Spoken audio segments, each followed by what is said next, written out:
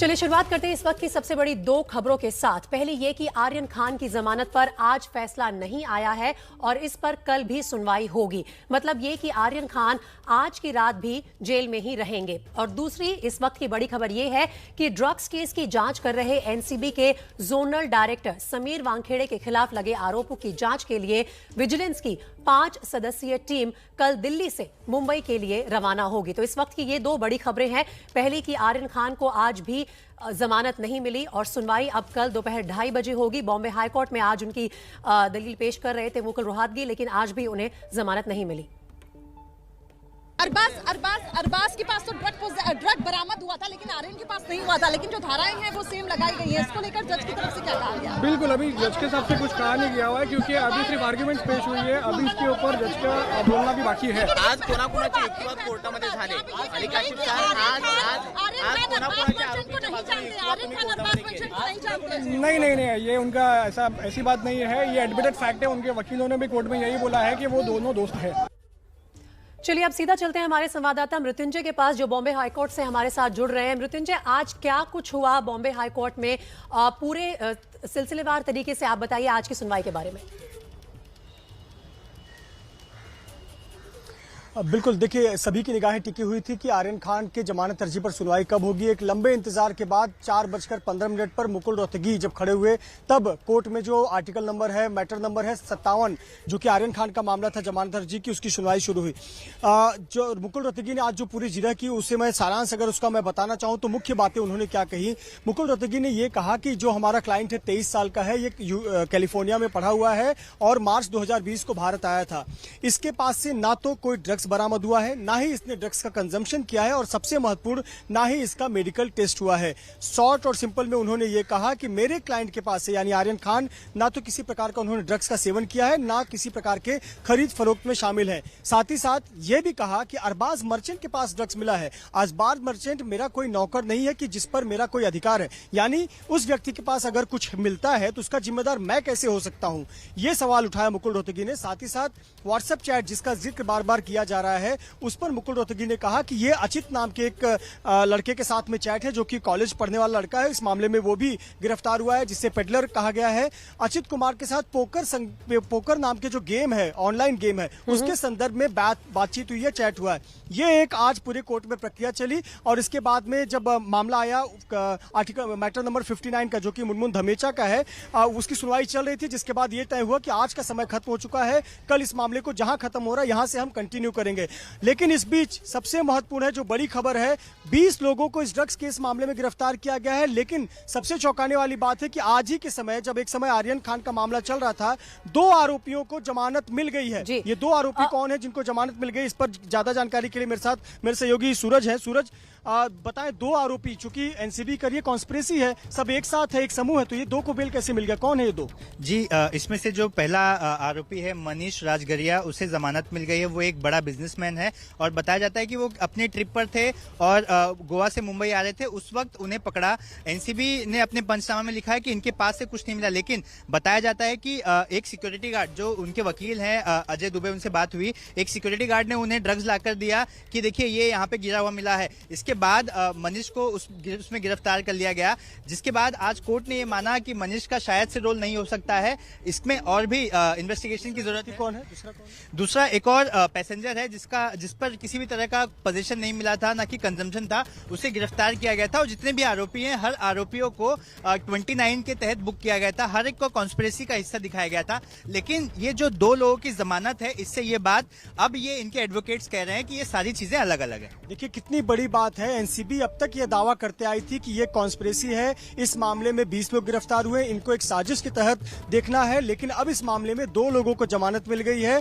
तो अब देखना होगा कि कल जब बॉम्बे हाईकोर्ट में ये जहां से आज सुनवाई खत्म हुई है और इस सुनवाई आगे की प्रक्रिया बढ़ती है तो क्या होगा। पर निश्चित तौर पर एनसीबी के लिए सेटबैक है, जब एनसीबी पुरजोर तरीके से दावा कर रही है कि कॉन्स्पिरेसी है, उसके बावजूद 2 लोगों को, जिन पर धारा 29 एनडीपीएस एक्ट लगा हुआ है, उनको जमानत मिल गई। मृत्युंजय, आपने बिल्कुल ठीक कहा कि एक तरह से ये एनसीबी के लिए सेटबैक है कि 2 लोगों को इसी केस में जमानत मिल गई है। तो क्या ये समझा जाए कि अब आर्यन का जो पक्ष है वो और मजबूत हो जाता है? आज जो दलीलें पेश की गई और इन 2 डेवलपमेंट को मिलाकर कल उनका जो केस है वो स्ट्रांग हो जाएगा? बिल्कुल सही कहा आपने। और जो मेरा निजी अनुभव है, मेरे सहयोगियों का, वो भी यही मानते हैं कि यहाँ कहीं ना कहीं एनसीबी खुद सेटबैक है।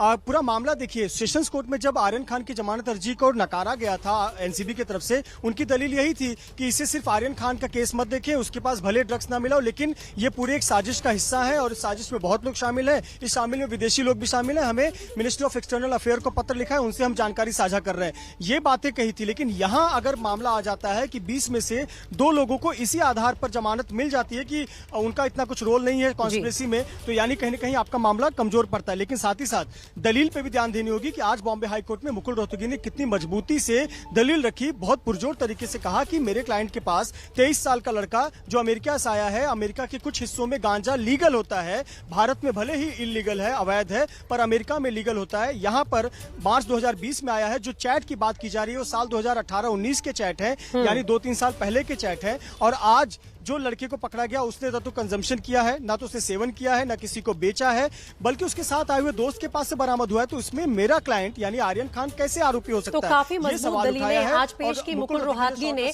और उनमें से एक और बड़ी दलील ये भी थी मृत्युंजय की मेडिकल टेस्ट तक नहीं हुआ है। तो इन सभी के बिना पर आज सुनवाई भले ही कल तक के लिए टल गई हो, लेकिन मुकुल रोहतगी ने क्या कहा एक बार वो भी अपने दर्शकों को सुना देते हैं।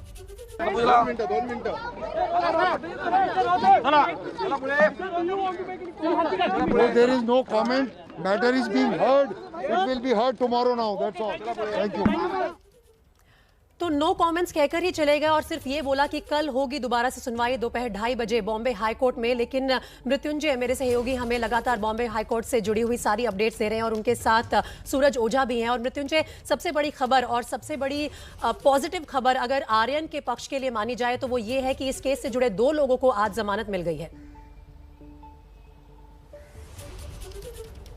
बिल्कुल, निश्चित तौर पर ये बहुत बड़ी खबर है, क्योंकि हम सब भी इसे इसी केस के तौर पर देख रहे थे कि एनसीबी किस प्रकार से इस केस को प्रोजेक्ट कर रही है। पहले दिन से ये सवाल उठाए जा रहे थे कि जब आर्यन के पास से कोई ड्रग्स नहीं मिला है, ना उसने कंज्यूम किया हुआ है, ना उसने कोई सेवन किया हुआ है, तो आरोपी कैसे हुआ? उनके वकीलों का यही दलील था, मजिस्ट्रेट कोर्ट में यही दलील था, सेशंस कोर्ट एनडीपीएस कोर्ट में भी यही दलील था। लेकिन जब आप उसी ग्राउंड पर जब एनडीपीएस की धारा 29 यानी कॉन्स्पिरेसी की लगती है और उसमें 2 आरोपियों को जमानत मिल जाती है, तो एनसीबी के लिए सेटबैक है निश्चित तौर पर। और जिस प्रकार की दलीलें आज रखी गई हैं, आर्यन खान के लिए बहुत मजबूती से दलील रखी गई है। अब मुनमुन धमेचा और अरबाज मर्चेंट की तरफ से पक्ष रखा जाना बाकी है।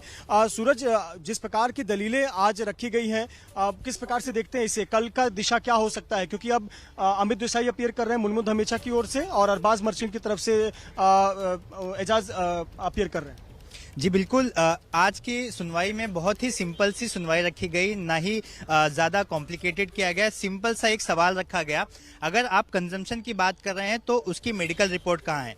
मेडिकल रिपोर्ट में आप साबित करिए कि कंजम्पशन का केस है, पोजीशन का केस है, तो पोजीशन कहाँ है? आप व्हाट्सएप चैट्स पर ये पूरा खेल बता रहे हैं और इसके बाद कॉन्स्पिरेसी लगा रहे हैं। तो ऐसे तमाम बड़ी ही सिंप्लीफाई करके एक आर्ग्यूमेंट किया गया कोर्ट में। इसके बाद ऐसी उम्मीद जताई जा रही। आज उन दोनों के चैट के संदर्भ का जिक्र किया गया, लेकिन ये चैट कब के हैं? ये चैट है 2018 के, 2019 के, 2020 के पुराने चैट हैं।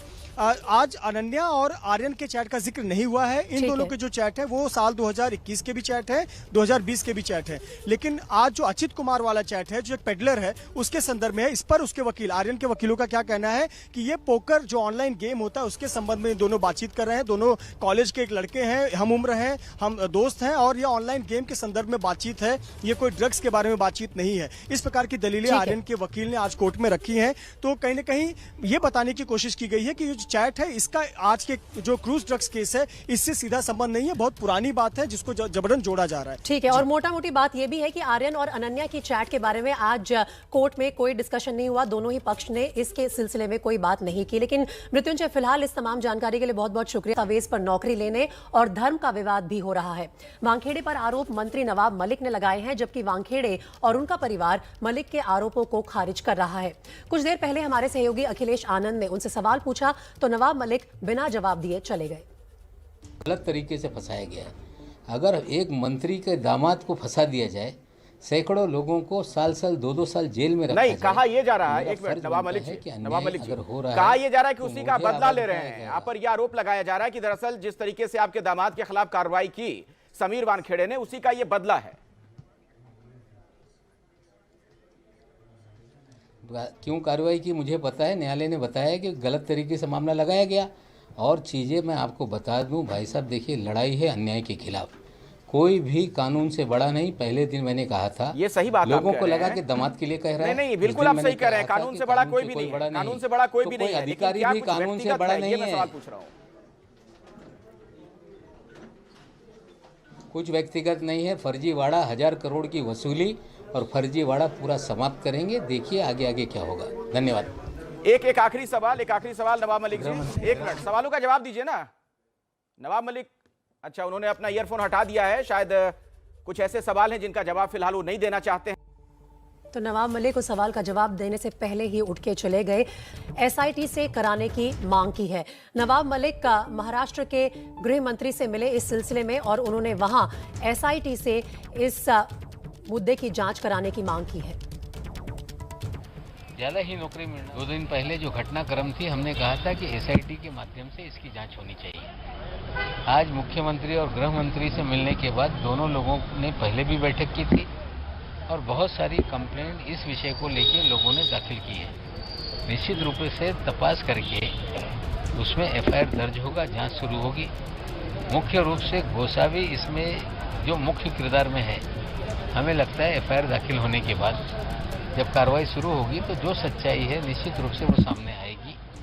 और एक चिंता मुख्यमंत्री महोदय ने जताई है मुलाकात में कि जिस तरह से 1 साल से पूरी इंडस्ट्री को बदनाम किया जा रहा है, जिस तरह से 2 ग्राम 5 ग्राम को लेकर मुकदमे बनाए गए, एक एफआईआर ऐसा दर्ज किया गया जिसमें 25 फिल्म वालों को बुलाया गया, कोई गिरफ्तारी नहीं। लगातार मीडिया में छपता रहा कि फलानी हीरोइन आ गई, फलाना हीरो आ गया। इससे दुनिया में बॉलीवुड की प्रतिमा मलिन हो रही है। तो अब से कुछ देर पहले नवाब मलिक मिले महाराष्ट्र के मुख्यमंत्री और गृह मंत्री से और एसआईटी से इस केस की जांच कराने की मांग।